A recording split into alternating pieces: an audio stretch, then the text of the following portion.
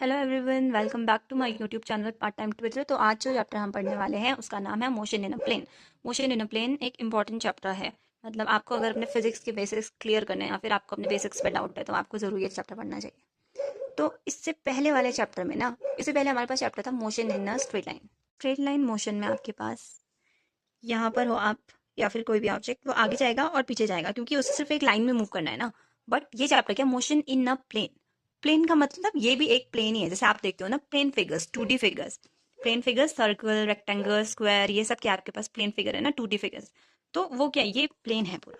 तो motion in a plane का क्या मतलब हुआ कि कोई ऑब्जेक्ट यहाँ है और वो इस पूरे प्लेन में मूव कर सकता है, 2 डायमेंशन में। मतलब इस पेज से बाहर नहीं आ सकता है, इस पेज के अंदर नहीं जा सकते, बट ये इधर भी जा सकता है, इधर भी जा सकता है, इधर भी जा सकता है और इधर भी जा सकता है। अभी लास्ट चैप्टर में आप लोगों ने पढ़ लिए होंगे वेलोसिटी, एक्सेलरेशन एंड फोर्स। तो ये सब क्या था, ये सब क्या थे, आपके पास वेक्टर क्वांटिटीज थी, इनके पास डायरेक्शन भी थी और अब आपके पास सारे डायरेक्शंस भी ओपन हो चुके हैं मोशन के लिए कि आप इधर भी जा सकते हो, उधर भी जा सकते हो। तो ये सब वेक्टर क्वांटिटीज है। पहले तो हमें वेक्टर का मतलब बताना चाहिए, शायद पिछले चैप्टर में आपको पता चल गया होगा, बट एक बार मैं बता देती हूँ।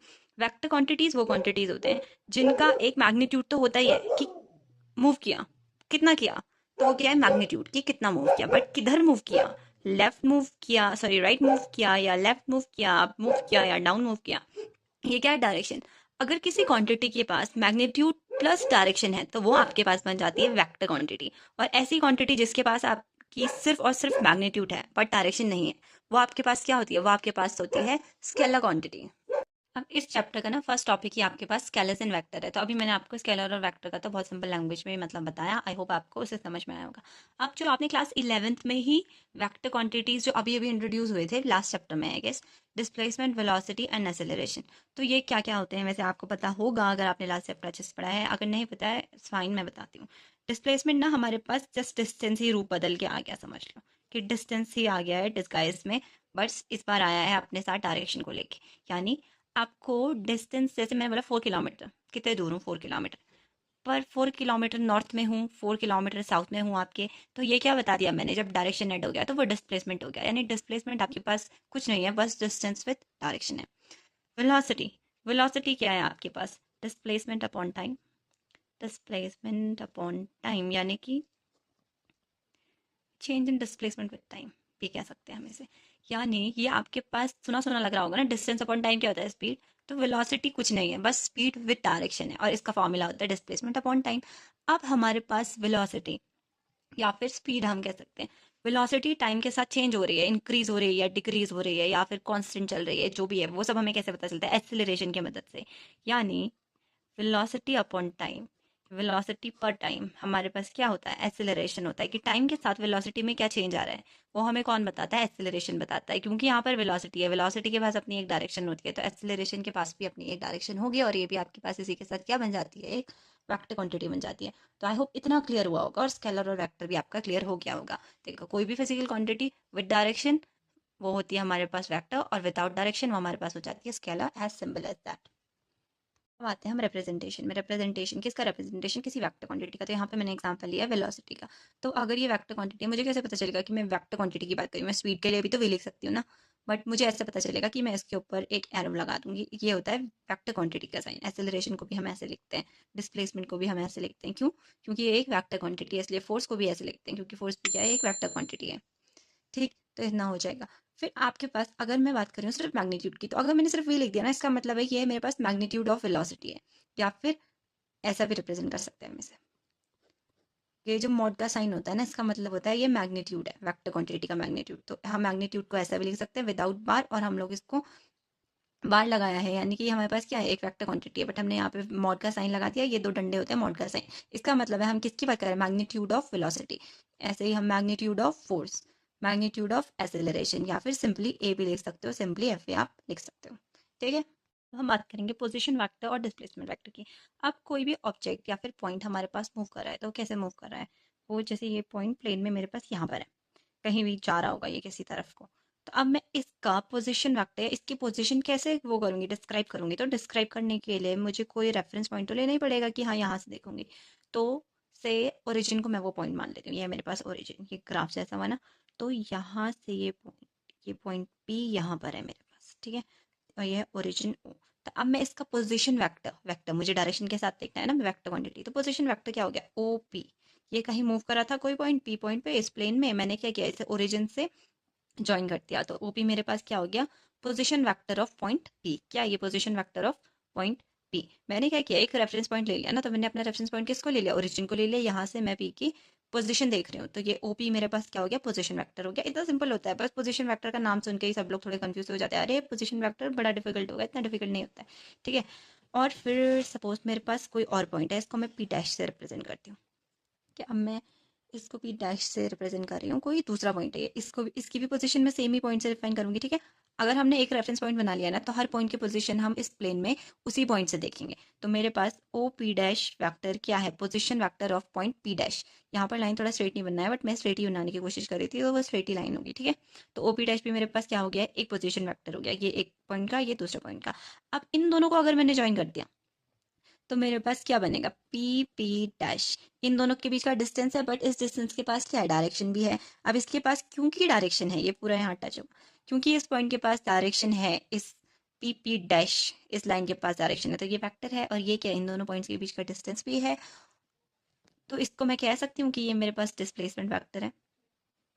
हाँ मैं बिल्कुल कह सकती हूँ कि मेरे पास क्या है डिस्प्लेसमेंट वेक्टर है, कि इन दोनों के बीच का पी और पी डैश के बीच का डिस्प्लेसमेंट वेक्टर मेरे पास क्या है पी पी डैश। देखो मेरे पास जो पी डैश पी है ना, ये क्या है ये मेरे पास है डिस्प्लेसमेंट, क्योंकि इसके पास डायरेक्शन भी है। तो क्या सिर्फ डिस्टेंस और डिस्प्लेसमेंट के बीच में यही डिफरेंस होता है, और अगर मैं देखूँ तो पी डैश और पी के बीच का डिस्टेंस भी तो यही हुआ ना। तो अगर आपको ऐसा लगता है तो गलत है ऐसा, क्योंकि पी डैश और पी के बीच में, चलो यहाँ पर मान लेते हैं हम कोई पॉइंट पी डैश और पी, तो इन दोनों के बीच में क्या डिस्टेंस और डिस्प्लेसमेंट सेम है। सेम हो सकता है, लेकिन क्या सेम है तो डिस्टेंस तो क्या होता है हमारे पास पाथ होता है ना इन दोनों के बीच में जाने का पाथ। तो अगर मैं इस पाथ से गई हूँ ना, तो मेरे पास डिस्टेंस भी यही होगा पूरा घूम फिर के। अगर मैं इस पाथ से गई हूँ तो भी हमारे पास डिस्टेंस ना ये पूरा होगा पाथ, जितना भी हम पाथ फॉलो करते हैं ना वो पूरा डिस्टेंस में आता है। लेकिन अगर मैं इन दोनों में से किसी रूट में भी गई हूँ ना, तो भी अगर मुझसे कोई डिस्प्लेसमेंट पूछेगा तो मैं डिस्प्लेसमेंट यही बोलूंगी, मतलब डिस्प्लेसमेंट आपका सेम ही रहने वाला है, कि इस पॉइंट से इधर जाने के लिए इसी डायरेक्शन में जाना है और इतना जाना है। यानी डिस्प्लेसमेंट मेरे पास क्या हो गया शॉर्टेस्ट रूट भी हो गया, और मेरे पास एक स्पेसिफिक डायरेक्शन के साथ भी हो गया, और हमारे पास डिस्प्लेसमेंट क्या हो गया शॉर्टेस्ट रूट हो गया। तो अब क्या कभी डिस्टेंस और डिस्प्लेसमेंट बराबर हो सकते हैं? ऑब्वियसली अगर आप ये वाला ही पाथ फॉलो करके जाते तो आपके पास डिस्टेंस यही होता। तो डिस्टेंस और डिस्प्लेसमेंट में क्या रिलेशन होता है ना, कि डिस्टेंस हमेशा क्या होगा डिस्प्लेसमेंट से बड़ा होगा या उसके बराबर होगा, कभी उससे छोटा नहीं हो सकता। वैसे डिस्प्लेसमेंट हमेशा क्या होगा डिस्टेंस से छोटा होगा या उसके बराबर होगा, पर उससे बड़ा कभी नहीं हो सकता है। ओके, तो आपको डिस्टेंस और डिस्प्लेसमेंट में भी यहाँ पर फर्क पता चल गया होगा, कि यहाँ पर भी अगर आप देखते हैं ना पाथ अगर ये होता तो डिस्टेंस भी यही होता है, लेकिन डिस्प्लेसमेंट हमेशा आपका ही रहेगा, चाहे आप कोई सा भी पाथ फॉलो करो डिस्प्लेसमेंट यही होगा, shortest distance between two points with direction. अब हम आते हैं हमारा जो टॉपिक है इक्वल वैक्टर्स। तो इक्वल वैक्टर्स दो वैक्टर इक्वल पता है कब होंगे, जब उनका मैग्नीट्यूड और डायरेक्शन दोनों सेम होगा। यानी अगर मैं कहूँ मेरे पास ये लाइन और ये लाइन दोनों ही बराबर है, लेकिन इसकी डायरेक्शन इस तरफ है और इसकी इस तरफ, यानी ये दोनों एक दूसरे के एंटी पैरेलल है, तो क्या ये इक्वल वेक्टर्स हुए हमारे पास? नहीं हुए। अब ये है और दूसरा ऐसा ही, इन दोनों का मैग्नीट्यूड भी क्या है सेम है, बट इसकी डायरेक्शन ऊपर जा रही है, इसकी डायरेक्शन इस तरफ जा रही है, तो क्या ये इक्वल वैक्टर्स है? नहीं है। इक्वल वैक्टर्स होने के लिए ना डायरेक्शन भी क्या होना चाहिए सेम होना चाहिए, और मैग्नीट्यूड भी क्या होना चाहिए सेम होना चाहिए। तो ये दोनों वैक्टर्स क्या हमारे पास इक्वल हैं? तो हाँ ये हमारे पास इक्वल है। अब ऐसे ही मेरे पास ये वाला वेक्टर और ये वाला वेक्टर, क्या ये दोनों इक्वल वेक्टर्स है? नहीं, क्योंकि इनके मैग्नीट्यूड क्या हो गए डिफरेंट हो गए। तो इक्वल वेक्टर होने के लिए हमें क्या चाहिए सेम डायरेक्शन और इक्वल मैग्नीट्यूड दोनों होना चाहिए। बस इतना सिंपल सा ये इक्वल वेक्टर्स। तो हमारा जो अगला टॉपिक है वो अर्थमेटिकल ऑपरेशंस ऑफ वेक्टर्स, यानी वेक्टर में मल्टीप्लाई एडिशन सब्ट्रैक्शन कैसे होता है। तो उसमें भी हमारा फर्स्ट जो हम पढ़ेंगे उसमें पहला टॉपिक जो हम ले रहे हैं वो है मल्टीप्लिकेशन बाय रियल नंबर। अगर ना आप किसी भी वेक्टर को किसी भी नंबर सपोज लैम्डा से आपने इंटू किया वेक्टर ए को, तो उसका ना जो भी आपका मैग्नीट्यूड होगा वो लैम्डा टाइम्स हो जाएगा। जैसे कि अगर आपने 2 से वेक्टर ए को इंटू कर दिया, तो यानी कि अगर आपके पास वेक्टर ये था तो अब इसकी लेंथ हो जाएगी आपके पास डबल, और ये हो जाएगा ये है ए और ये है 2a। अब मतलब क्या है, ये वेक्टर क्वांटिटी में हमें हमेशा डायरेक्शन से भी डील करना होता है। तो अगर हमने इसे किसी नंबर से इंटू किया तो क्या इसके डायरेक्शन पे कोई फ़र्क नहीं पड़ेगा? तो ऐसा नहीं है, इसके डायरेक्शन पे भी फ़र्क पड़ेगा। अगर हमारे पास नंबर पॉजिटिव है तब तो ये सेम ही डायरेक्शन में रहेगा, लेकिन मेरे पास नंबर अगर नेगेटिव हुआ, जैसे मैंने ए को -1 से इंटू कर दिया, यानी -a हो जाएगा वो मेरे पास, और उसका ना डायरेक्शन चेंज हो जाएगा फिर। ठीक है। अगर नेगेटिव नंबर से हमने इंटू किया है तो हमारे पास डायरेक्शन एकदम ऑपोजिट हो जाएगा। अगर पॉजिटिव नंबर से किया है तो डायरेक्शन में नो चेंज। तो रियल नंबर से अगर हम उससे कभी भी इंटू करते हैं तो हमारे पास क्या होगा, जो भी नंबर का मैग्नीट्यूड है उतना टाइम्स, उतने फैक्टर टाइम्स ये बढ़ेगा या डिक्रीज करेगा। जैसे अगर अपॉन में कोई नंबर हुआ तब डिक्रीज कर देगा, है ना। जैसे हाफ से किया तो इसका हाफ हो जाएगा, हाफ ए हो जाएगा। और अगर नेगेटिव नंबर हुआ तो आपके पास डायरेक्शन भी चेंज हो जाएगी। बहुत सिंपल है ये, ठीक है। अब हम अपना सेकंड टॉपिक जो हम देखेंगे इसमें अरिथमेटिकल ऑपरेशन वाले में, तो वो है वेक्टर एडिशन एंड सब्ट्रैक्शन। तो वेक्टर एडिशन करने का जो हमारे पास तरीका होता है ना, ये एडिशन के लिए तरीका हेड टू टेल मेथड या triangle law of vector addition हम इसे बोलते हैं। तो ये सीखने के लिए आपको सबसे पहले पता होना चाहिए कि जो हमारे पास वेक्टर होता है ना, सपोज ये मेरे पास है वेक्टर, तो ये है इसका हेड, इस तरफ जो इसका पॉइंटेड साइड है ना वो इसका हेड है, और ये वाला क्या है, टेल। तो अब अगर ये मेरे पास वेक्टर है ना, वेक्टर को मैं कैसे मूव कर सकती हूँ, मैं कभी वेक्टर को ऐसे नहीं घुमा सकती, ऐसे अपनी कन्वीनियंस के हिसाब से नहीं। लेकिन अगर मैंने दो वेक्टर दूर दूर रखे हैं तो मुझे उन्हें ना पास लाना होता है ताकि मैं उस पर ट्राइंगल बनाऊँ या टेल बनाऊँ, वो तो मैं आपको भी सिखाऊंगी। तो मैं आपको भी ये बता रही हूँ कि वेक्टर कैसे मूव होगा। वेक्टर पैरेलली मूव होगा, यूं ऐसे करके ही वेक्टर जैसे रहेगा। देखो इसका मैंने एंगल नहीं बदला है, हॉरिजॉन्टल के साथ भी और वर्टिकल के साथ भी इसका एंगल चेंज नहीं होगा। अब मुझे इसे ऊपर भी जाना है तो सेम ऐसे ही जाएगा, बट इसका एंगल अभी भी चेंज नहीं हुआ है। ये ऐसे ही पैरेलली घूमेगा, बस इधर को जाएगा इधर को आएगा, बट इसकी डायरेक्शन चेंज नहीं होनी चाहिए, ठीक है। तो आई होप आपको समझ में आया होगा। आप 3D एनिमेशन तो मैं कर नहीं सकती, तो थोड़ा जुगाड़, सस्ता जुगाड़ ऐसे ऐसे मूव कर सकते हैं हम इसको, ओके। तो आई होप आपको ये तो समझ में आया। अब मैं आपको बताऊंगी कि ये बात मैंने आपको क्यों बताई और ऐसा हम क्यों करने वाले हैं। तो सपोज मेरे पास एक वेक्टर है, वेक्टर ए, और मेरे पास दूसरा वेक्टर है कहीं पर, वेक्टर बी। अब मुझे निकालना है वेक्टर ए प्लस बी, और जो ए प्लस बी वेक्टर होता है ना उसका हम रिजल्टेंट वेक्टर भी बोलते हैं। ए प्लस बी निकालने के लिए ना हमें क्या करना पड़ेगा, head to tail method. Head to tail का मतलब होता है इसका हेड इसकी टेल पे टच कराना होता है हमको। तो अब क्या करूंगी मैंने अभी बताया ना आपको कि हम वेक्टर्स को ऐसे पूरा घुमा नहीं सकते, हम वेक्टर्स को लेकिन मूव करवा सकते हैं। जैसे मैंने आपको टूथपिक का एग्जांपल देके दिखाया था, उसको वेक्टर जिम करवा के। तो हम क्या करेंगे, ये वाला वेक्टर ऐसे ही रहेगा, वेक्टर ए, और इसको ऐसे शिफ्ट कर करके हम यहाँ पर लेके आएंगे, और वेक्टर बी का हेड वेक्टर ए के टेल के साथ मैच होगा। तो ये बनेगा मेरे पास vector A plus vector B, और रिजल्टेंट वेक्टर ऐसा जाता है मेरे पास इसके टेल से इसके हेड पे। ये मेरे पास होगा resultant vector A plus B. ये था वेक्टर ए मेरे पास, ये है वेक्टर बी। तो हमने किससे किया, हेड टू टेल से किया। अभी हम सिर्फ देख लेंगे रिजल्टेंट का डायरेक्शन वगैरह किधर को जाएगा। बाद में हमारे पास इसका एक वो भी होता है, फॉर्मूला आ जाएगा, जैसे हम रिजल्टेंट वेक्टर का मैग्नीट्यूड निकाल पाएंगे, ओके। क्योंकि ना यहाँ पर हमने जब वेक्टर ए प्लस बी निकाला तो हमने जो भी बनाया रिजल्टेंट वेक्टर ए बी, इससे क्या एक ट्राइंगल बन रहा है, इसलिए हम इसे triangle law of vector addition भी बोलते हैं। यहाँ पे मैं आपको बता दूं कि जो हमारे पास रिजल्टेंट वेक्टर का मैग्नीट्यूड आता है ना, रिजल्टेंट वेक्टर को मैं आर से रिप्रेजेंट कर रही हूँ। उसके लिए फॉर्मूला हमारे पास होता है अंडर रूट ए स्क्वायर, यानी कि मैग्नीट्यूड ऑफ ए, है ना, A square plus B square plus 2ab cos theta. Theta क्या होता है हमारे पास, थीटा होता है angle between A and B. तो इनके बीच का एंगल क्या है हमारे पास। अब जो एंगल होता है ना, एंगल हम ऐसे नहीं देखते हेड टू टेल, एंगल हम देखते हैं टेल और टेल के बीच का ये एंगल देखना पड़ता है। तो यानी कि यहाँ पे जो एंगल बनेगा हमारे पास वो वाला थीटा हमें देखना पड़ेगा। यानी ये वाला वेक्टर यहाँ आके जब शिफ्ट होगा तो ये ना, अभी मैंने आपको सिर्फ फॉर्मूला बता दिया, ये थीटा कहाँ से लेंगे वो हम देखेंगे पैरेललोग्राम वाले लॉ से, लॉ ऑफ पैरेललोग्राम। उसमें ज़्यादा अच्छे से ये समझ में आएगा, ठीक है। ये हमारे पास हेड टू टेल मेथड है, वो टेल टू टेल जैसा होता है थोड़ा। तो इसमें भी अगर आपसे कोई पूछ ले थीटा, कोई आपको जानबूझ के डायग्राम बना के दे और पूछे थीटा, तो आपको क्या करना है, इस लाइन को यहाँ से आगे एक्सटेंड कर देना, यहाँ पर जो एंगल होगा वो आपके पास theta between vector A and vector B होगा। ओके, आई होप ये क्लियर हुआ होगा आपको। थीटा देखना ये भी इंपॉर्टेंट है कि यहाँ पर थीटा पता होना चाहिए कि थीटा ये नहीं होगा आपके पास, थीटा यहाँ पर होगा। यानी जो टेल टू टेल बनेगा आपको ऐसा अज्यूम करना है कि हमने फिर से इसको यहाँ रख दिया वेक्टर को उठा के, या फिर सिंपल लाइन एक्सटेंड कर लो और यहाँ पे जो एंगल बन रहा है वो आपके पास थीटा है। और रिजल्टेंट वेक्टर का फॉर्मूला क्या है आपके पास, ये यहाँ पर। तो हेड टू टेल मेथड और vector law, sorry triangle law of vector addition भी आपको क्लियर हो गया होगा इसी के साथ। देखो अभी तक आपने क्या देखा कि आपके पास अगर हुआ वेक्टर ए और वेक्टर बी, सपोज ये मेरे पास है वेक्टर ए और ये मेरे पास है वेक्टर बी, तो रिजल्टेंट वेक्टर यहाँ आएगा vector A plus vector B. लेकिन अगर मुझे वेक्टर ए माइनस बी निकालना होगा तो कैसे होगा, तो पहले यहाँ देखो, अगर मेरे पास वेक्टर बी ये है तो माइनस बी क्या होगा, इसका ऑपोजिट डायरेक्शन में माइनस बी वेक्टर आ गया। तो यहाँ पर वेक्टर बी ये था तो माइनस बी ये होगा। तो इनका रिजल्टेंट वेक्टर ये भी क्या है, हेड टू टेल है, तो यहाँ पर हमारे पास रिजल्टेंट आएगा। तो आ गया मेरे पास ये माइनस बी, तो बस ऐसा हम देखते हैं ट्रायंगल लॉ में भी कि क्या होगा, बी की बस डायरेक्शन ऑपोजिट कर दो और फिर यहाँ पर इनका रिजल्टेंट लिख दो, ए का और माइनस बी का। तो आपके पास क्या आ गया, ए माइनस बी वेक्टर का रिजल्टेंट भी आपको यहाँ पर मिल जाएगा पीछे की तरफ से। ओके, डायरेक्शन ऑपोजिट हो गया बस। अब जो हम नेक्स्ट पढ़ने वाले हैं वो है parallelogram law of vector addition. इसमें क्या होता है, इसमें देखो सपोज ये आपके पास है वेक्टर ए, ये है आपके पास वेक्टर बी। ये भी ऐसे ही अगर आपके पास दूर दूर पे भी रहते हैं तो आप उन्हें ऐसे पैरेलली मूव करा के इधर लेकर आ जाते हैं ना, दो वेक्टर्स को। और अब हम इसमें देखेंगे ये वेक्टर ए वेक्टर बी। तो पैरेललोग्राम लॉ को ना हम ज़्यादा प्रेफरेंस इसलिए देते हैं क्योंकि इसमें डायरेक्ट जो एंगल इन दोनों के बीच में है ना, जैसे हमने इसे अरेंज किया, जैसे हमने रखा है वही एंगल थीटा है हमारे पास जो उस फॉर्मूला में जाएगा, जो फॉर्मूला भी मैंने पीछे बताया था। लेकिन इसमें हमने निकाला कैसे रिजल्टेंट वेक्टर, और हमें कैसे पता कि वही रिजल्टेंट वेक्टर है। तो सबसे पहले क्या करो, इसको ऐसे एक्सटेंड करो या फिर ऐसे यहाँ पर साइड बनाओ। ये वाली जो साइड बनाई ना ऊपर टॉप में, ये नीचे वाले के पैरेलल होना चाहिए, यानी वेक्टर बी के पैरेलल है। इस तरफ जो बनाओगे वेक्टर ए के पैरेलल होना चाहिए। अब क्या बन गया, ये एक पैरेललोग्राम बन गया। पैरेललोग्राम के ऑपोजिट साइड इक्वल होते हैं। अब आप मान लो क्या इक्वल तो है, मान लो कि इसके डायरेक्शन ऊपर की तरफ है। तो ये आपके पास क्या वेक्टर ए आ गया यहाँ पर। अब ये क्या हो गया, हेड टू टेल, यानी कि यहाँ से यहाँ जो भी बनेगा वो रिजल्टेंट वेक्टर होगा, vector A plus vector B.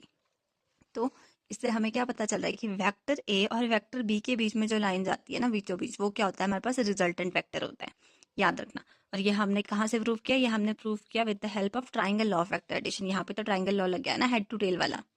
ठीक है, इतना समझ में नहीं आया, एक बार रिपीट करके देखना, समझ में आ जाएगा।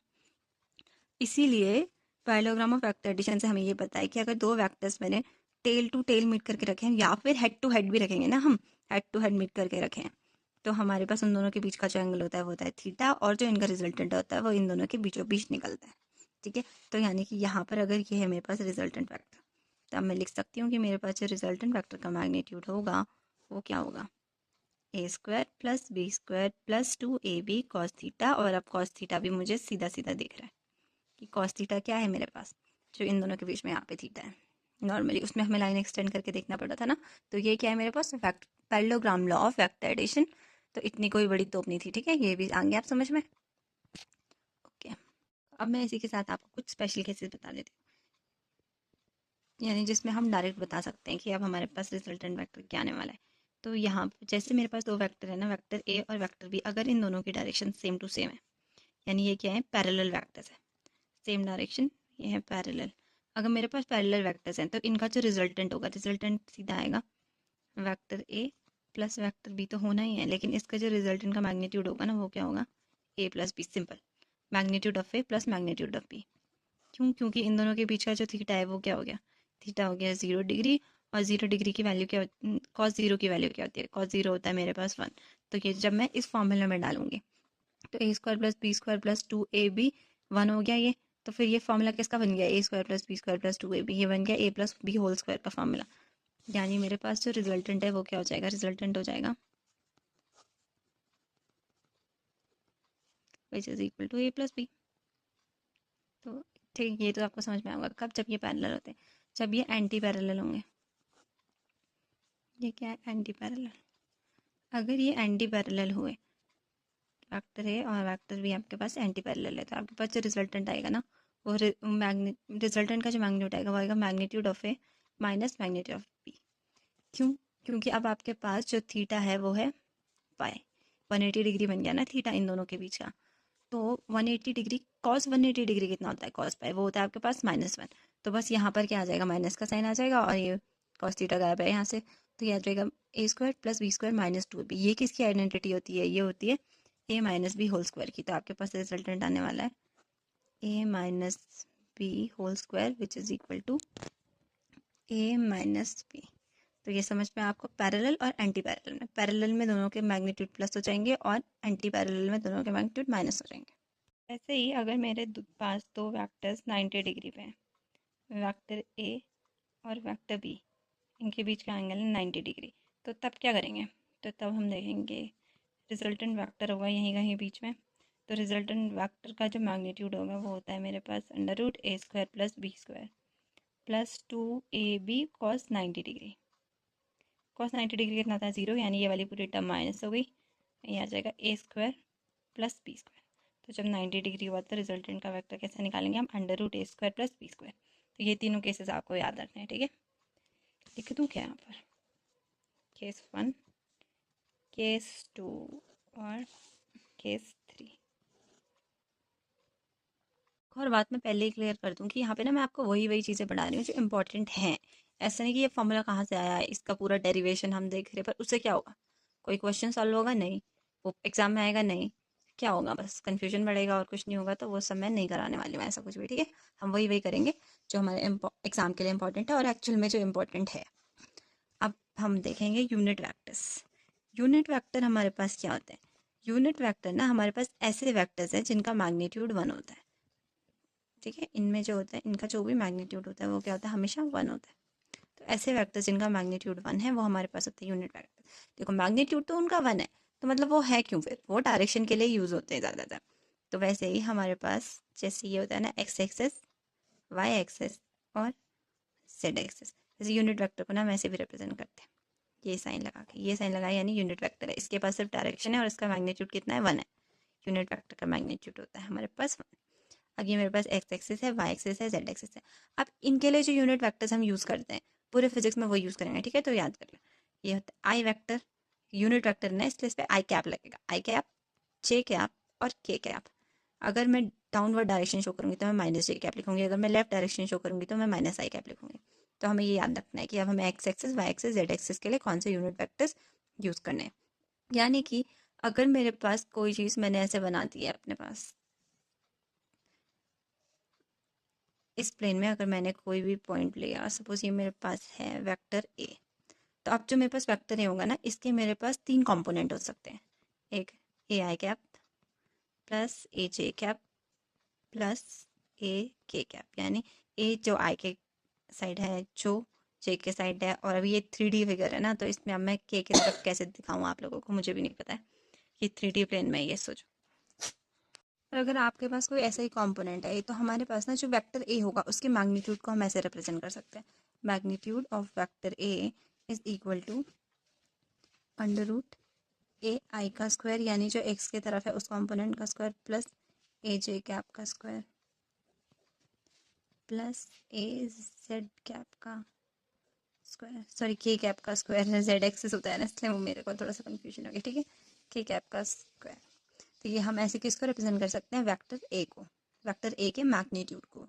और अगर मैंने सिर्फ एक्स एक्सिस और वाई एक्सिस में ही वो लिखा होता है ए वेक्टर यहाँ पर, तो तब मैं कैसे लिखती, तब मैं लिखती √ai कैप का स्क्वायर प्लस ए जे कैप का स्क्वायर। ये मेरे पास क्या हो जाता, वेक्टर ए के कंपोनेंट्स एक्स एक्सिस में, वाई एक्सिस में, इन दोनों का स्क्वायर करके अगर मैंने सम किया तो मुझे मैग्नीट्यूड ऑफ ए मिल जाएगा, ठीक है। और अब अगर मुझे यहाँ से इसने एक्स एक्सिस के साथ कितना बनाया, एंगल थीटा बनाया, तो मुझे अगर इसको भी रिप्रेजेंट करना है कि मुझे एंगल निकालना है कि ये थीटा कितना है, तो ये मैं कैसे निकालूंगी, tan theta is equal to A J cap upon A I cap, या फिर हम इसे ऐसे लिख सकते हैं ए वाई एक्सिस पे कितना है और ए एक्स एक्सिस पे। इससे हम क्या निकाल सकते हैं, थीटा निकाल सकते हैं कि इसने एंगल कितना बना रखा था यहाँ पर, ठीक है। अब हम चैप्टर क्या पढ़ रहे थे, हम चैप्टर पढ़े थे motion in a plane. Motion in a plane मतलब 2D, 2 डायमेंशन की बात कर रहे थे, एक्स एक्सिस और वाई एक्सिस हम लेंगे अब यहाँ पे, ठीक है। मकसद नहीं भूलना है हमें, हमारा मकसद है कि 2D पढ़ना। तो अभी हम जेड एक्सिस को इग्नोर करेंगे, हम क्या पढ़ेंगे, सिर्फ एक्स एक्सिस और वाई एक्सिस में पढ़ेंगे। तो अब देखो हमारे पास जो डिस्प्लेसमेंट होता है ना, अब हम दोबारा से एक बार डिस्प्लेसमेंट, वेलोसिटी, एक्सेलरेशन को पढ़ेंगे 2 डायमेंशन के लिए। मतलब अब सबके ना 2 2 कंपोनेंट होंगे, एक्स एक्सिस वाला कंपोनेंट और वाई एक्सिस वाला कंपोनेंट। जैसे कि हमारे पास डिस्प्लेसमेंट को देखेंगे, सबसे पहले डिस्प्लेसमेंट को ना हम आर वेक्टर से रिप्रेजेंट करेंगे, आर वेक्टर यानी स्मॉल आर। तो अब मेरे पास ये है आर वेक्टर सपोज, तो अब इसका एक्स कंपोनेंट भी होगा, वाई कंपोनेंट भी होगा। तो जो इसका एक्स कंपोनेंट होगा ना, इसको मैं एक्स आई कैप से रिप्रेजेंट करूंगी, और जो मेरे पास वाई कंपोनेंट होगा उसको वाई जे कैप से रिप्रेजेंट करूंगी, क्योंकि एक्स एक्सिस के लिए हम आई लेते हैं और वाई एक्सिस के लिए हम क्या लेते हैं, जेड लेते हैं। तो आर मेरे पास क्या हो गया, x I cap plus Y J cap. वैसे ही वेलोसिटी मेरे पास क्या होता है, वेलोसिटी मेरे पास होता है change in displacement upon change in time. यही तो है ना मेरे पास वेलोसिटी। तो इसको हम मैं लिख सकती हूँ, 2 कंपोनेंट करने हैं मुझे, तो मुझे पहले से डिस्प्लेसमेंट के 2 कंपोनेंट तो मेरे पास है, मैं वेक्टर की बात कर रही हूँ ना। तो इसके 2 कंपोनेंट क्या क्या है मेरे पास, एक्स आई कैप, क्योंकि चेंज करना है तो change in X X component plus change in Y component. तब इसको मैं ये लिख सकती हूँ कि ये मेरे पास हो जाएगी जो एक्स एक्सिस की वेलोसिटी होगी, इन दोनों को देखेंगे तो ये हो जाएगा मेरे पास V X I cap plus V Y J cap. समझ में आया? इसके भी दो कंपोनेंट कैसे है, हमने पहले क्या लिया, चेंज इन डिस्प्लेसमेंट लिया। आप डिस्प्लेसमेंट के दो कंपोनेंट ऑलरेडी है तो उन दोनों में सेपरेट सेपरेट चेंजेस। फिर उसके बाद सिर्फ इतने को लेंगे तो ये मेरे पास क्या आ जाएगी, एक्स एक्सिस वाली वेलोसिटी, और जब इतने को लेंगे तो मेरे पास क्या आ जाएगी, वाई एक्सिस वाली वेलोसिटी। यानी कि वेलोसिटी के भी मेरे पास दो कंपोनेंट आ गए, एक एक्स एक्सिस का कंपोनेंट, एक वाई एक्सिस का कंपोनेंट। सिमिलरली मेरे पास एसेलरेशन क्या है, एसेलरेशन मेरे पास change in velocity upon change in time है। अब वेलोसिटी के दो कंपोनेंट है तो ये भी मैं ऐसे लिख सकती हूँ कि change in V X I cap upon del T plus change in V Y J cap upon del T. तो अब ये मेरे पास क्या हो गया, ये भी एसेलरेशन है, change in velocity upon time ये भी एसेलरेशन है। तो ये मेरे पास एक्स एक्सिस वाला कंपोनेंट हो गया एसेलरेशन का, और ये मेरे पास वाई एक्सिस वाला कंपोनेंट हो गया एसेलरेशन का। तो यानी कि मैंने अपने डिस्प्लेसमेंट को, वेलोसिटी को और एक्सेलरेशन को टू डायमेंशन के लिए डिफाइन कर दिया, टू डायमेंशन के लिए लिख दिया कि इनके दो दो कंपोनेंट होंगे अलग अलग, लिख दिया ना मैंने। वहीं अगर मुझे किसी इंस्टेंट के लिए चाहिए, किसी इंस्टेंट के लिए मतलब छोटे से टाइम के लिए, उसी पॉइंट के लिए चाहिए बस टाइम के, तो तब मैं क्या करती हूँ ना, तब मैं कर देती हूँ limit T tends to zero, यानी कि बहुत छोटे से टाइम के लिए, उसी टाइम के लिए चाहिए, उस इंस्टेंट के लिए। तो वो मेरे पास हो जाता है D V upon sorry T R upon D T हो जाता है मेरे पास, ठीक है, उसी इंस्टेंट की सिर्फ वेलोसिटी, ठीक है। और यहाँ पर भी अगर मुझे सिर्फ उसी इंस्टेंट के लिए चाहिए होगा तो मेरे पास क्या हो जाएगा, D V upon D T. इसमें भी मैंने क्या किया, टाइम को लिमिट टू ज़ीरो। ये जो इंस्टेंटेनियस वेलोसिटी मेरे पास है ना, इसके भी मेरे पास क्या होंगे, दो कंपोनेंट होंगे, एक होगा D X upon D T और एक होगा D Y upon D T. ये कहाँ, आई कैप के डायरेक्शन में और ये जे कैप के डायरेक्शन में। सिमिलरली मेरे पास जो एक्सेलरेशन के होंगे ना, वो भी क्या होंगे, दो कंपोनेंट्स होंगे, और वो दो कंपोनेंट्स भी कैसे होंगे, आप अलग अलग होंगे ना, क्या D V X upon D T plus D V Y upon D T. ये आई कैप के लिए और ये जे कैप के लिए। तो मैं अलग अलग भी लिख सकती हूँ कि मेरे पास वेलोसिटी का एक्स एक्सिस वाला कंपोनेंट क्या है, तो उसके लिए लिखेंगे D V X upon D T, और मेरे पास वाई एक्सिस वाला कंपोनेंट क्या है, तो उसके लिए लिखेंगे D V Y upon D T. Similarly velocity के लिए भी अगर मुझे लिखना हो तो वी एक्स वाला क्या हो गया, D X upon D T, और वी वाई वाला क्या हो गया कंपोनेंट मेरे पास, D Y upon D T. ठीक है ना, थोड़ा कॉम्प्लिकेटेड लग रहा होगा, लेकिन जब आप अच्छे से या फिर दो तीन बार पढ़ लो, या फिर आप जब इस पे क्वेश्चन वगैरह करेंगे ना, तो आपको अपने आप समझ में आएगा कि ये क्या करना चाह रहे थे। हम टू डायमेंशन के लिए कर रहे थे ना, तो हमने कुछ नहीं किया, अपने डिस्प्लेसमेंट को भी दो कंपोनेंट्स में डिवाइड कर दिया, अपने वेलोसिटी को भी दो कंपोनेंट्स में, कि इसका एक्स कंपोनेंट, ये इसका वाई कंपोनेंट है, और एक्सीलरेशन के लिए भी हमने क्या किया, सेम चीज़ किया बस। ठीक, अब देखो, अब हम देखने वाले हैं kinematics equation, kinematic equations for 2D motion with constant acceleration. Kinematic equation वहीं लगती है ना जहाँ पे एक्सेलरेशन कांस्टेंट होता है। तो काइनेमेटिक इक्वेशंस क्या थे, आपने तीन पढ़े होंगे। Kinematic equation u plus A T, V equal to U plus A T, या फिर u plus A T equal to V, S equal to U T plus half A T square, और V square minus U square equal to 2as। ये तीन kinematic equation आपने कहाँ पढ़े होंगे, पिछले चैप्टर में पढ़े होंगे। लेकिन अब हमने क्या किया, सबको एक्स एक्सिस और वाई एक्सिस के लिए सेपरेट सेपरेट कर दिया, क्योंकि अभी आप आगे क्वेश्चन देखो जब आप प्रोजेक्टाइल भी पढ़ लोगे उसके बाद, कि हमें एक्स और वाई के लिए कभी कभी क्या अलग सॉल्व करना पड़ता है। देखो, फिर हमने एक्स के लिए अलग लिख दिया, ये वाई के लिए अलग लिख दिया, सेम एक्स के लिए अलग, वाई के लिए अलग, एक्स के लिए अलग और वाई के लिए अलग अलग लिख दिए सारे काइनेमेटिक इक्वेशन, यानी हमें अलग अलग भी लिख सकते हैं। अब यहाँ पर ना देखने वाली बात ये है कि टाइम ना दोनों कंपोनेंट्स के लिए सेम रहता है। काफ़ी क्वेश्चन ऐसे होते हैं जिसमें ना आपको एक इक्वेशन से टाइम निकालना होता है, फिर दूसरे में यूज़ करना होता है, फिर एक अननोन बचता है। पहले इसमें दो अननोन होंगे कि एक तो टाइम होगा, एक कुछ और होगा, लेकिन यहाँ पर सब कुछ गिवन होगा। तो आपको क्या करना होता है, इस वाले इक्वेशन से टाइम निकाल के वही टाइम यहाँ पुट करना होता है। तो टाइम क्या है, सब में सेम ही रहेगा, ये आपको याद रखना है। ठीक है, बाकी अब आपने देख लिया काइनेमेटिक इक्वेशन भी क्या है आपके 2D में अलग अलग बन जाती है दोनों के लिए। अब इसीलिए ना यहाँ पर एनसीईआरटी में भी एक लाइन लिखी है, और हम कह सकते हैं कि जो हमारे पास 2D मोशन है, एक्चुअल में वो 1D मोशन ही है, कि 1D मोशन हो रहा है एक्स एक्सिस में और 1D मोशन हो रहा है वाई एक्सिस में, और उन दोनों को अगर हमने कंबाइन कर दिया तो हमारे पास क्या हो जाता है, वो 2D मोशन हो जाता है। अगला टॉपिक हमारे पास है रिलेटिव वेलोसिटी। रिलेटिव वेलोसिटी ना आप मोस्टली पढ़ चुके हो, कहाँ, चैप्टर 1 में, और वहाँ आपने बहुत अच्छे से पढ़ लिया होगा। यहाँ पर सिर्फ इतना ही है कि हमारे पास अगर 2D में भी अगर आता है कि रिलेटिव वेलोसिटी आएगा तो हम उसे कैसे सॉल्व करेंगे।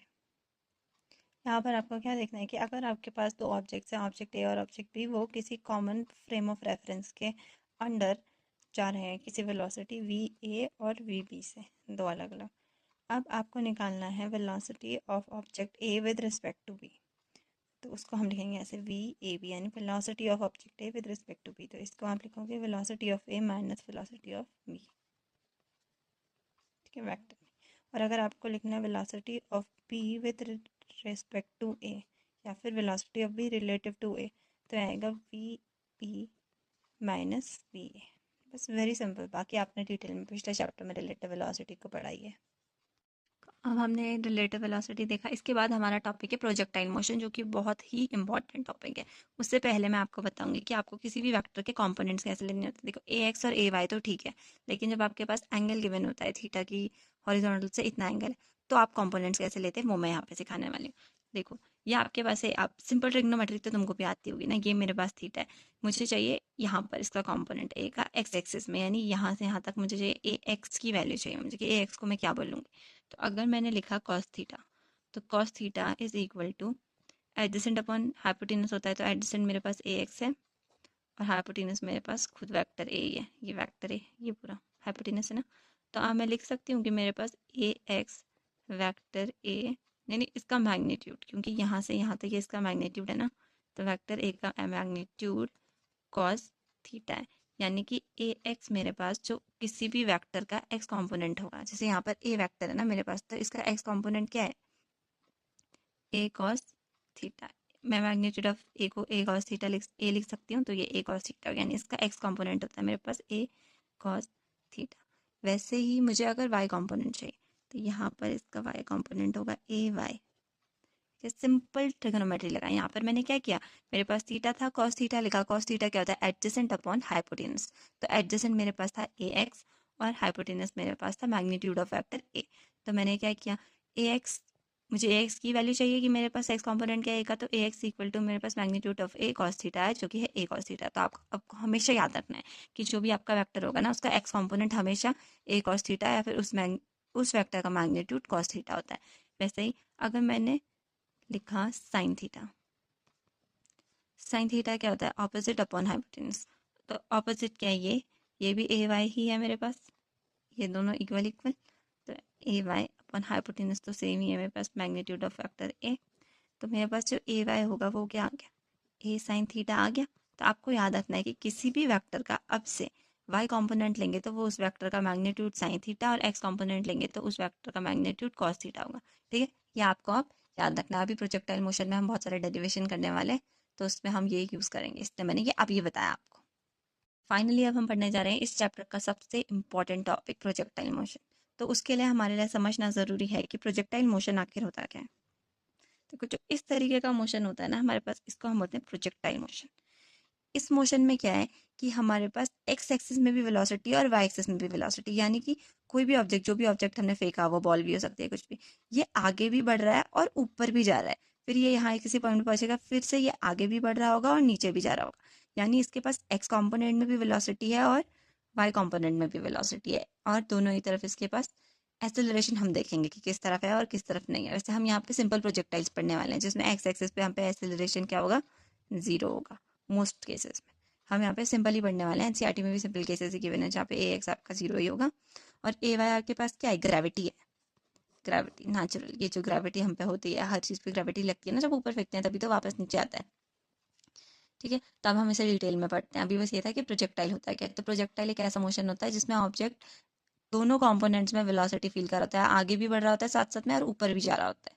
ठीक है, तो इसे हम क्या बोलते हैं, जब वो किसी फ्लाइट में होता है, यहाँ पे ये हवा में है ना ऑब्जेक्ट पूरा, तो ये क्या है, वो एक प्रोजेक्टाइल में है। इसको हम कहते हैं प्रोजेक्टाइल मोशन।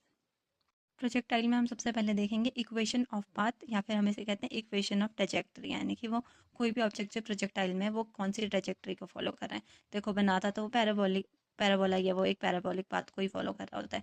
तो उसकी जो इक्वेशन होती है हमारे पास क्या होती है, y equal to tan theta X, यानी जो भी थीटा यहाँ पर बन रहा होता है, minus G upon two V naught cos theta का स्क्वायर और एक्स का स्क्वायर। यहाँ पे वी नॉट क्या है, वी नॉट है हमारे पास इनिशियल वेलोसिटी, और वी नॉट कॉस थीटा क्या है, उसका एक्स कॉम्पोनेंट, यानी ये क्या है, वेलोसिटी एक्स डायरेक्शन वाली है हमारे पास।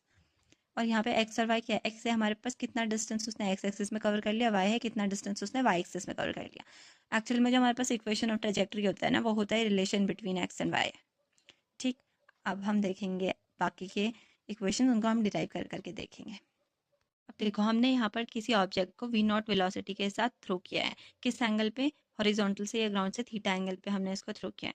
तो अब इसकी जो इनिशियल वेलोसिटी एक्स एक्सिस में होगी वो होगी वी नॉट कॉस थीटा, और जो इसकी वेलोसिटी का कंपोनेंट वाई डायरेक्शन में होगा वो होगा वी नॉट साइन थीटा। ठीक है, ये वी नॉट है, वी नॉट, ये वी नॉट साइन थीटा, और ये है वी नॉट कॉस थीटा। और ये कैसा पाथ फॉलो करेगा, एक पैराबोल पाथ फॉलो करेगा, इसे हम बोलेंगे प्रोजेक्टाइल मोशन। अब हमें क्या निकालना है, एक तो हमें निकालना है रेंज। रेंज हमारे पास होता है कितना इसने एक्स एक्सिस में टोटल डिस्टेंस कवर किया है, रेंज।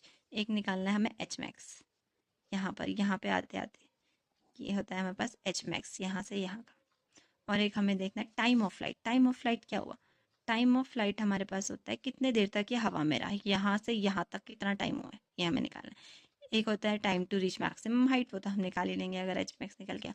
और ये सब हम निकालेंगे कैसे, ये सब हम निकालेंगे with the help of kinematic equations. पर आपको ये समझ लेना है कि आपके पास ना एक्स एक्सिस में कोई एक्सेलरेशन नहीं है, यानी कि एक्सेलरेशन नहीं होने का मतलब है कि वेलोसिटी कांस्टेंट। यहाँ पर भी वी नॉट कॉस थीटा है, तो यहाँ पर भी वी नॉट कॉस थीटा ही होगा, और यहाँ पर भी वी नॉट कॉस थीटा ही होगा, क्या, एक्स एक्सिस का कंपोनेंट, वेलोसिटी के एक्स एक्सिस का कंपोनेंट। लेकिन जो हमारा वी नॉट साइन थीटा है ना, वो ऊपर जाते जाते क्या होगा, घटता रहेगा। क्यों, क्योंकि जो आपके पास ए वाई है, जो ए वाई है वो आपके पास जी है, और ग्रेविटी हमेशा क्या लगता है, नीचे की डायरेक्शन में लगता है ग्रेविटी, यानी कि वेलोसिटी ऊपर जाते जाते ऑब्जेक्ट की वेलोसिटी कम होती रहेगी, और फाइनली एच मैक्स पे वेलोसिटी आपकी हो जाएगी जीरो, वी वाई, वेलोसिटी का वाई कंपोनेंट जीरो हो जाएगा, और फिर ये नीचे नीचे आता रहेगा दोबारा से, और फिर ये उतनी वेलोसिटी दोबारा से अटेन कर लेगा। बट यहाँ पर क्या होगा, वेलोसिटी जीरो हो जाएगी हमारे पास। सबसे पहले निकालेंगे एच मैक्स इसके लिए। ठीक है, हमारे पास जो एक्सेलरेशन है वाई में वो नेगेटिव जी है, और ये एक्स में ज़ीरो है साथ ही। तो अब मैं इसमें एक यूज़ करने वाली हूँ वाई वाली, पहले वाई डायरेक्शन के लिए यूज़ करूँगी, बट कौन सा इक्वेशन यूज़ करेंगे काइनेमेटिक का, इसमें मैं यूज़ करने वाली हूँ 2as equal to P square minus U square, और ये सब मैं किसके लिए यूज़ कर रही हूँ, वाई कंपोनेंट्स के लिए। तो मेरे पास ये तो हो जाएगा नेगेटिव जी ए, और ऐसे मेरे पास एच मैक्स, क्योंकि मैं एच मैक्स ही फाइंड करना चाहती हूँ, और ये मेरे पास हो जाता है ज़ीरो मैक्सिमम हाइट पे, माइनस ये मेरे पास क्या था वाई कंपोनेंट का initial velocity V naught sine theta था, और मुझे स्क्वायर करना है तो वी नॉट का भी स्क्वायर हो गया और साइन का भी स्क्वायर हो गया, तो V naught square sine square theta. Negative sign से नेगेटिव साइन कैंसिल हो जाएगा क्योंकि यहाँ पर तो जीरो ही था। अब एच मैक्स की क्या वैल्यू मिल गई मुझे, एच मैक्स मिल गया V naught square sine square theta upon two G. तो एक फॉर्मूला मुझे मिल गया प्रोजेक्टाइल मोशन में मैक्सिमम हाइट का, कि मैक्सिमम हाइट जो हमारे पास आएगी वो कैसे फाइंड करूँगी। मुझे अगर इनिशियल वेलोसिटी गिवन हुई तो मैं वो फाइंड कर सकती हूँ। इनिशियल वेलोसिटी चाहिए मुझे, और क्या चाहिए, यहाँ पर जिस एंगल पे हमने इसको थ्रो किया होगा। प्रोजेक्टाइल मोशन में हमें थर्ड चीज़ फाइंड करनी है, वो है time of flight. Time of flight का मतलब है जितने टाइम पे ये हवा में रहा होगा। ठीक है, तो अब ये ना, जितना टाइम इसने यहाँ से मैक्सिमम हाइट पहुँचने में लगाएगा उसका डबल उसने टाइम ऑफ फ्लाइट होगा। क्यों, क्योंकि जितना टाइम वो यहाँ ऊपर जाने में लगाता है ना मैक्सिमम हाइट में, उतना ही टाइम वो यहाँ से नीचे आने में लगाएगा, क्योंकि हमने क्या माना है, ये हमारे पास सिर्फ एक्सेलरेशन ग्रेविटी की वजह से है, और एक्स एक्सिस में कोई एक्सेलरेशन है ही नहीं। इसका मतलब जितना टाइम वो ऊपर आने में लगाएगा उतना ही टाइम वो नीचे जाने में लगाएगा। तो हमारे पास टाइम ऑफ फ्लाइट क्या हो जाएगा, 2 times of time taken to reach maximum height, maximum height, यानी कि हमें पहले क्या निकालना पड़ेगा, वो टाइम निकालना पड़ेगा जिसमें इसने मैक्सिमम हाइट अटेन की थी। तो हम उसके लिए लगाएंगे एक फर्स्ट काइनेमेटिक इक्वेशन कि V Y equal to U Y plus A Y T. अब देखो मैक्सिमम हाइट पे हमारे पास वेलोसिटी क्या हो जाती है, ज़ीरो, और इनिशियल वेलोसिटी क्या थी एक्स वाई एक्सिस के लिए, V naught sine theta minus A Y, हमारे पास माइनस जी था, और टी, हमें ये टी निकालना है। ये टी टाइम ऑफ फ्लाइट नहीं है, ये टी कौन सा टी है, जो हमें मैक्सिमम हाइट रीच करने में लगेगा। तो ये हो जाएगा V naught sine theta equal to, यहाँ पर लिख लेती हूँ मैं जी टी, क्योंकि ये यहाँ आ गया तो नेगेटिव साइन क्या हो गया, पॉजिटिव हो गया, तो टी की वैल्यू आ गई V naught sine theta upon G. तो टाइम ऑफ फ्लाइट क्या आ जाएगा मेरे पास, टाइम ऑफ फ्लाइट आ जाएगा इसका double, two V naught sine theta upon G. तो टाइम ऑफ फ्लाइट भी आपको पता चल गया यहाँ से। अब लास्ट हमने निकालना है रेंज। रेंज क्या हुआ? रेंज एक तरीके से डिस्टेंस ही है ना, कि एक्स एक्सिस में कितना डिस्टेंस कवर कर लिया हमारे ऑब्जेक्ट ने। तो हमारे पास फॉर्मूला क्या होता है? Speed equals to distance upon time. तो यानी कि distance equal to speed into time. और रेंज मेरा कौन सा डिस्टेंस है? एक्स एक्सिस का डिस्टेंस है, तो मैं यहाँ पर जो भी स्पीड लेने वाली हूँ वो भी एक्स एक्सिस की लूँगी। और टाइम क्या आएगा? टाइम पूरा आएगा, टाइम ऑफ फ्लाइट, क्योंकि पूरा टाइम जो ऊपर हवा में उड़ने में लगा है वही टाइम उसका यहाँ से यहाँ जाने में भी लगा है ना। तो मेरे पास रेंज आ जाएगा, range equal to V naught X, या जो हमारे पास इनिशियल वेलोसिटी का एक्स था, सेम ही रहना है थ्रू आउट, तो इनिशियल फाइनल सब बराबर ही है एक्स एक्सिस में, ठीक है, इनटू टाइम ऑफ फ्लाइट। तो ये क्या हो जाएगा मेरे पास? V naught cos theta into time of flight क्या था? Two V naught sine theta upon G. V naught two V naught का तो स्क्वायर हो गया, cos theta sine theta upon G. अब मैथ्स वालों को तो पता है कि हमारे पास एक फॉर्मूला होता है, sine two theta is equal to two cos theta और साइन थीटा। ये क्या है? मैथ्स में एक आइडेंटिटी है, ये याद रखना। तो देखो यहाँ पे मेरे पास टू कॉस थीटा और साइन थीटा आ रहा है, तो इसको मैं साइन टू थीटा लिख सकती हूँ, यानी V naught square sine two theta upon G. मेरे पास क्या हो गया? रेंज का फॉर्मूला हो गया, ठीक है। तो हमारे पास प्रोजेक्टाइल के भी हमने सारे फॉर्मूले देख लिए। ये बहुत ही इंपॉर्टेंट टॉपिक है, इस पर आपके पास वर्ड प्रॉब्लम आएंगे जो कि सॉल्व करने आने चाहिए, और ये फॉर्मूले याद होने चाहिए। अब वो प्रॉब्लम तो आगे क्वेश्चन कर करके ही सॉल्व करने आएंगे हमको, तो मतलब इस पे बहुत सारे क्वेश्चन लगाने। सबसे इंपॉर्टेंट टॉपिक, अगर इस चैप्टर में सबसे ज़्यादा किसी टॉपिक पे ध्यान देना चाहिए, वो है प्रोजेक्टाइल। तो प्रोजेक्टाइल के क्वेश्चन भर भर के लगाने। तो अब पढ़ेंगे अपना लास्ट टॉपिक इस चैप्टर का, जो है यूनिफॉर्म सर्कुलर मोशन। तो यूनिफॉर्म सर्कुलर मोशन में ना हमारे पास टर्म्स चेंज हो जाते हैं। टर्म्स चेंज होने का मतलब कि अब हमारे पास डिस्प्लेसमेंट एंगुलर डिस्प्लेसमेंट होगा, वेलोसिटी एंगुलर वेलोसिटी हो जाएगी हमारे पास, जिसको हम ओमेगा से रिप्रेजेंट करते हैं। तो पहले ना हम उन टर्म्स को समझ लेते हैं। अभी जिस हिसाब से मैं पढ़ाई हूँ एनसीईआरटी से थोड़ा डिफरेंट होगा, बट आपके क्वेश्चंस और कॉन्सेप्ट दोनों यहाँ पे क्लियर हो जाएगा, ठीक है।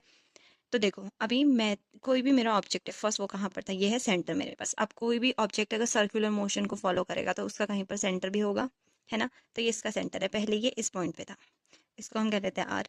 और फिर ये इस पॉइंट पे आ गया, इसको कह लेते हैं हम आर डैश। ये थोड़ा मैं एनसीईआरटी का लैंग्वेज फॉलो कर।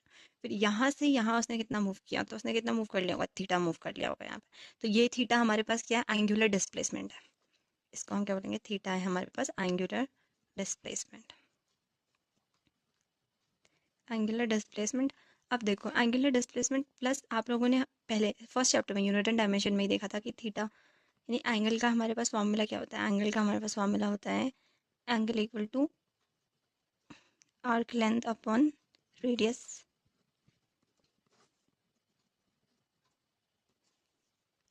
यहाँ पे मैं आर्क लेंथ को ना एस से रिप्रेजेंट कर लेती हूँ, डेल एस भी बोल सकते हैं। यहाँ से यहाँ का जो डिस्टेंस है ये, इसको क्या बोलेंगे हम? डेल एस, ये वाला डिस्टेंस जो हमारे पास है। और रेडियस को मान लेते हैं हम कि हमारे पास रेडियस है कैपिटल आर। तो ये हमारे पास हो गया थीटा का फॉर्मूला। अभी हम आगे यूज़ करेंगे, ठीक है, देखते रहो हमें। अब यहाँ से यहाँ जाने में मुझे कितनी वेलोसिटी लगी है, कितनी स्पीड लगी है? तो वेलोसिटी क्या होगी? डायरेक्शन के साथ हो गई। तो वेलोसिटी को हम यहाँ पे रिप्रेजेंट करते हैं ओमेगा से। ओमेगा मतलब एंगुलर वेलोसिटी, यानी घूमने वाली वेलोसिटी, ठीक है। तो ओमेगा इक्वल टू होगा मेरे पास, जैसे मेरे पास वेलोसिटी डिस्प्लेसमेंट अपॉन टाइम होता था, वैसे ही मेरे पास ओमेगा यानी angular velocity angular displacement upon time होगा, ठीक है। Angular displacement upon time. अब वेलोसिटी होता, तो वेलोसिटी अगर मेरे पास यहाँ पे होता है तो वेलोसिटी क्या होता है? डिस्प्लेसमेंट। ये मान लो कि इसको हम डिस्प्लेसमेंट तो नहीं कहेंगे, डिस्प्लेसमेंट तो हमारे पास ये होगा ना, यहाँ से यहाँ का। बट अभी ऐसा मान लो कि इन दोनों के बीच का जो गैप है ना हमारे पास, वो बहुत कम है, ठीक। इतना कम है कि हम इसको और इसको सेम मान सकते हैं। तो मैं यहाँ पे लिख रही हूँ कि वेलोसिटी मेरे पास del S upon del T है, ठीक। अब यहाँ पर अगर मैं थीटा की जगह पे, क्योंकि मैंने लिखा था कि थीटा मेरे पास डेल एस अपॉन आर है, थीटा की जगह पे अगर मैं लिख दूँ डेल एस अपॉन आर, और टी यहाँ पे रहने ही वाला है, तो ये मेरे पास क्या बन जाएगा? डेल एस अपॉन टी क्या हो गया? डेल एस अपॉन टी मेरे पास हो गया वेलोसिटी। तो एंगुलर वेलोसिटी और वेलोसिटी का रिलेशन मुझे यहाँ पे मिल गया कि मेरे पास जो वेलोसिटी होती है वो ओमेगा आर होती है, यानी कि एंगुलर वेलोसिटी और radius of that circular path का प्रोडक्ट। आपको ये दो फॉर्मूले याद रखने हैं। मैंने आपको डेरिवेशन भी दिखा दिया, बाकी इंपॉर्टेंट क्या है? ये वाला फॉर्मूला और ये वाला फॉर्मूला। ये है हमारे पास एंगुलर वेलोसिटी का formula angular displacement upon T, और ये है मेरे पास वेलोसिटी और एंगुलर वेलोसिटी का रिलेशन। ये दोनों इंपॉर्टेंट है, आपको याद रखना है। ठीक है, अब हम अपना टॉपिक को भी समझ लेते हैं ना। ये तो मैंने आपको क्या बता दिया कि सर्कुलर मोशन में हमारे पास जो टर्म्स होते हैं वो बता दिया। अब मेरे पास बात हम किसी करें, यूनिफॉर्म सर्कुलर मोशन।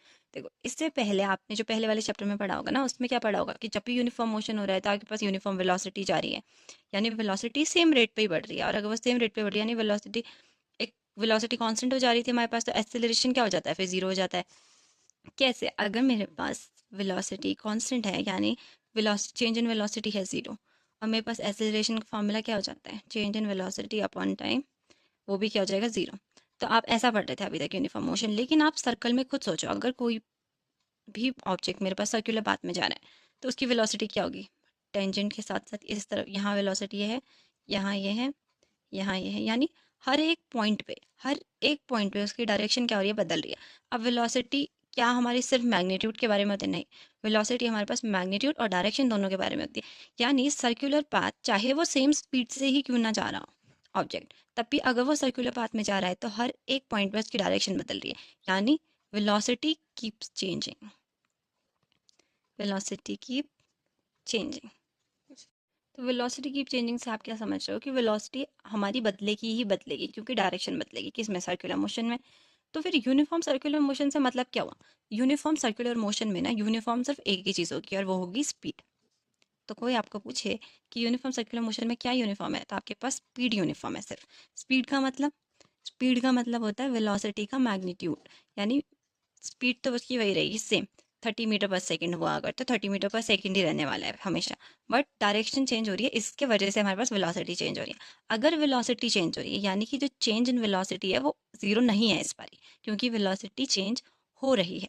तो वेलोसिटी चेंज होने का मतलब चेंज इन वेलोसिटी कुछ आएगा, और अगर चेंज इन वेलोसिटी की कोई वैल्यू आ गई यानी कि एक्सेलरेशन भी होगा ही होगा।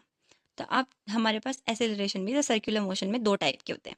एक होता है ए टेंजेंशियल। ए टेंजेंशियल का मतलब होता है वो वेलोसिटी जो किसके लिए रिस्पॉन्सिबल होती है, responsible for change in speed, जो चेंज इन स्पीड के लिए रिस्पॉन्सिबल होती है। दूसरी होती है ए सेंट्रीपिटल, ये होती है responsible for change in direction. तो आप लोगों का जो एनसीईआरटी है ना, एनसीईआरटी में मैंने ढूंढा, एनसीईआरटी में टेंजेंशियल एक्सेलरेशन की कोई बात है ही नहीं। यानी टेंजेंशियल एक्सेलरेशन की बात क्यों नहीं है, क्योंकि इस चैप्टर में ना हम यूनिफॉर्म सर्कुलर मोशन पढ़ रहे हैं। यूनिफॉर्म सर्कुलर मोशन में तो स्पीड यूनिफॉर्म है, तो यानी कि चेंज इन स्पीड तो आपके पास हो ही नहीं रहा है, इसलिए आपके पास टेंजेंशियल एक्सेलरेशन है नहीं अभी। तो आपके पास कौन सा एक्सेलरेशन होगा फिर, ऑब्वियसली आप यही बचेगा ए सेंट्रीपिटल वाला ही, क्योंकि हमारे पास डायरेक्शन तो हमेशा चेंज हो रही है, यानी जब भी सर्कुलर मोशन होगा तो सेंट्रीपिटल एक्सेलरेशन तो होगा ही होगा। अभी तक हमने देखा सेंट्रीपिटल एक्सेलरेशन तक कि वो क्या होता है। अब हम देखेंगे सेंट्रीपिटल एक्सेलरेशन का फॉर्मूला क्या होता है और कैसे हम उसे निकालते हैं। तो मेरे पास एक ऑब्जेक्ट है, वो सर्कुलर पाथ में मूव कर रहा है। तो पहले सपोज वो यहाँ था किसी पॉइंट पी पे, तो यहाँ से मान लेते हैं हम, यहाँ से यहाँ रहा होगा आर, फिर वो गया किसी पॉइंट पी डैश पे और यहाँ से यहाँ रहा होगा आर डैश। तो अब ये मेरे पास है पोजीशन वेक्टर। अब मुझे टेल आर यानी कि आर डैश माइनस आर, तो आर डैश माइनस आर मेरे पास ये आया होगा बाय ट्राइंगल लॉ। तो ये क्या हो गया, डेल आर। ये एक सर्कुलर पाथ में ही जा रहा है, ठीक है, ऐसे ऐसे। फिर अब इस पॉइंट पे आपके पास जो वेलोसिटी पहले जो इस पॉइंट पे होगी वो वेलोसिटी क्या होगी, वो इस तरफ को जा रहा होगा। फिर इस पॉइंट पे वेलोसिटी क्या होगी, इस पॉइंट पे वेलोसिटी ये इस तरफ को जा रहा होगा। तो ये मेरे पास वी डैश और ये है, सॉरी ये मैं रखूँगी वी और इसको रखूँगी वी डैश। तो मेरे पास वी और वी डैश कैसा हो गया, ये हो गया वी, ये हो गया वी डैश, यानी कि डेल वी क्या हो जाएगा, इस तरफ को बाय ट्राइंगल लॉ। ये ध्यान रखना, ये मत सोचना कि हमारे पास ट्राइंगल लॉ तो हेड टू टेल था, यहाँ पर तो टेल से टेल मिली हुई, क्योंकि ये क्या है, हम ऐड नहीं कर रहे हैं, हम सब्ट्रैक्ट करें, सब्ट्रैक्ट। जो डेल वी होगा वो होगा क्या एक्चुअल में, वो वी और वी डैश के बीच का डिफरेंस ही तो होगा ना, वी डैश माइनस वी। तो इसीलिए यहाँ पर ऐसा मान लेना कि हमने एक वेक्टर को उल्टा किया है। क्यों, क्योंकि हमने उसको माइनस में लिया है, ठीक है, माइनस करते हैं ना हम डेल वी में। इसमें कंफ्यूज मत होना, इसका डेरिवेशन है थोड़ा कॉम्प्लिकेटेड, कोई नहीं, एक बार यहाँ समझोगे फिर एनसीईआरटी पे रीड करोगे ना तो समझ में आ जाएगा। बाकी ऐसी कोई दिक्कत नहीं है इसमें कि ये आपको आना ही आना चाहिए जैसा, ठीक है। अब ये और ये जो ट्राइंगल होता है ना, ये दोनों आपस में सिमिलर होते हैं। अब देखो बाई CPST मेरे पास क्या होगा, CPST का मतलब क्या होता है, आपने क्लास 10 में पढ़ा होगा, corresponding part of similar triangles. ये दोनों ट्राइंगल क्या हमारे पास सिमिलर है, तो इससे हमें क्या मिलेगा कि जो मेरे पास डेल आर अपॉन आर है, इसका मैग्नीट्यूड है, यानी कि उसकी इस साइड की length equal to del V upon V क्या होगा हमारे पास बराबर होगा। अब ये हमारे पास जो डेल आर है ना वो क्या है, डिस्प्लेसमेंट है हमारे पास इस पॉइंट से इस पॉइंट का। तो हमारे पास डेल वी और डिस्प्लेसमेंट का क्या रिलेशन होता है, यही, यानी कि डेल आर को मैं डेल वी टी लिख सकती हूँ या फिर वी टी कह दो, सिंपल, क्योंकि ये वेलोसिटी है ना।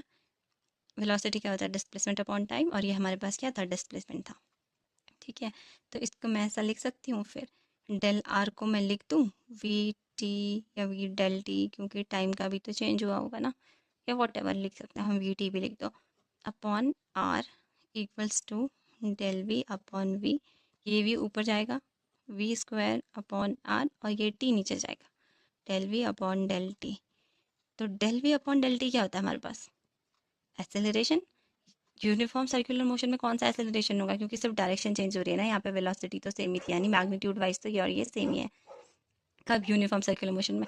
तो यूनिफॉर्म सर्कुलर मोशन में ये क्या होगा आपके पास, सेंट्रीपिटल एक्सेलरेशन। तो क्या हमारे पास सेंट्रीपिटल एक्सेलरेशन का formula V square upon R होता है, बिल्कुल होता है। बाकी डेरिवेशन समझ नहीं आया, इट्स ओके, कोई बात नहीं, एक बार नहीं समझ में आया एक बार दोबारा देखो, वैसे डेरिवेशन इतना इंपॉर्टेंट है नहीं, इसका कहीं नहीं पूछने वाले आपसे ये। तो आपको क्या याद रखना है, फॉर्मूला याद रखना है, very very very very very important formula. जब भी सर्कुलर मोशन की बात होगी तो हमेशा क्या होगा, डायरेक्शन तो हमेशा बदलेगी, और हमेशा उसके लिए रिस्पॉन्सिबल कौन होगा, सेंट्रीपिटल एक्सेलरेशन होगा। तो इसीलिए आपको जब जब सर्कुलर मोशन की बात होगी इसकी बात करनी पड़ेगी, इसकी बात करोगे तो इसके फॉर्मूले की बात भी करोगी, तो ये फॉर्मूला बहुत इंपॉर्टेंट है। फिर दूसरी बात, अगर कोई भी ऑब्जेक्ट आपके पास सर्कुलर मोशन में मूव कर रहा है तो उस पर सेंट्रीपिटल एक्सेलरेशन लगेगा ही लगेगा, और वो किस तरफ लगेगा, हमेशा टूवर्ड्स दी सेंटर, यानी इसकी जो डायरेक्शन होती है वो क्या होती है, टूवर्ड्स दी सेंटर। तो ये हमारे पास सेंट्रीपिटल एक्सेलरेशन काम भी हो गया। अब हमारे पास क्या था, V equal to omega R था, तो आप इसको लिख सकते हो सेंट्रीपिटल एक्सेलरेशन वी स्क्वायर की जगह पे ओमेगा स्क्वायर आर स्क्वायर आ जाएगा, omega square R square upon R, एक आर से ये कैंसिल। तो आपके पास सेंट्रीपिटल एक्सेलरेशन का दूसरा फॉर्मूला एंगुलर वेलोसिटी के, सॉरी हाँ, एंगुलर वेलोसिटी के टर्म में ओमेगा स्क्वायर आर आ गया है। ठीक है, इतना क्लियर हुआ। अब हम बात करने वाले हैं अपने last but not the least, time period की। टाइम पीरियड यानी कि हमारे पास जो सर्कुलर पाथ कोई ऑब्जेक्ट फॉलो कर रहा है ना, तो इसी पॉइंट से वापस इस पॉइंट पे आने तक, यानी एक रेवोल्यूशन पूरा कितने टाइम में कर लेगा। तो आप बेसिक फॉर्मूला देखो, सबसे पहले स्पीड क्या होता है हमारे पास, डिस्टेंस अपॉन टाइम। तो टाइम क्या होगा, डिस्टेंस अपॉन स्पीड। तो हमें निकालना क्या है, टाइम निकालना है, तो टाइम पीरियड, डिस्टेंस कितना कवर कर लिया, डिस्टेंस बोले तो यहाँ से यहाँ तक का, यानी सरकमफेरेंस, तो वो क्या होता है 2 पाई आर। आर क्या है, radius of the circular path, upon speed. Speed को वी ही लिख दो यहाँ पर, या फिर इसको आप ऐसे भी लिख सकते हो। देखो ये आपके पास यही होगी ना एक तरीके से, 2 पाई आर। 2 पाई का मतलब क्या होता है, 2 पाई का मतलब 360 होता है, यानी आपने थीटा ही लिखा है यहाँ पर, अपॉन वी अपॉन आर क्या होता है, ओमेगा होता है। तो टाइम पीरियड आपने निकाला क्या है, angular displacement upon angular velocity, या फिर डिस्टेंस अपॉन स्पीड, बात एक ही है। तो आपको टाइम पीरियड भी पता चल गया यहाँ पर। ठीक है, टाइम पीरियड का फॉर्मूला ये। अब फ्रीक्वेंसी, फ्रीक्वेंसी यानी कि एक सेकंड में कितने रेवोल्यूशन लगा लेता है कोई भी ऑब्जेक्ट, तो वो क्या होता है, 1 अपॉन टाइम पीरियड होता है, यानी इसी का रेसिप्रोकल। तो ये दो चीज़ें भी आपने देख ली, इसी के साथ हमारा मोशन इन 2D होता है ख़त्म। देखो अब आपने टाइम पीरियड भी देख लिया, फ्रीक्वेंसी भी देख ली, हमारे पास लास्ट टॉपिक था, इसके साथ आपका चैप्टर मोशन इन 2D होता है ख़त्म। आई होप आप लोगों को समझ में आया होगा, और अगर आप लोगों को समझ में आया होगा तो मुझे उम्मीद है कि आप लोग शेयर भी करोगे। तो शेयर ज़रूर कर देना, कमेंट भी कर देना, और कहीं पर डाउट हो तो वो भी पूछ लेना, क्वेश्चन से रिलेटेड तो वो भी पूछ लेना। ज़्यादातर लोग पर्सनली मैसेज करते हैं, कमेंट करने में क्यों शर्म आती है भाई, कर लिया करो। चलो ठीक है फिर, आज के लिए इतना ही। Thank you so much, keep learning, keep watching my videos, and keep motivating me by your comments. Thank you.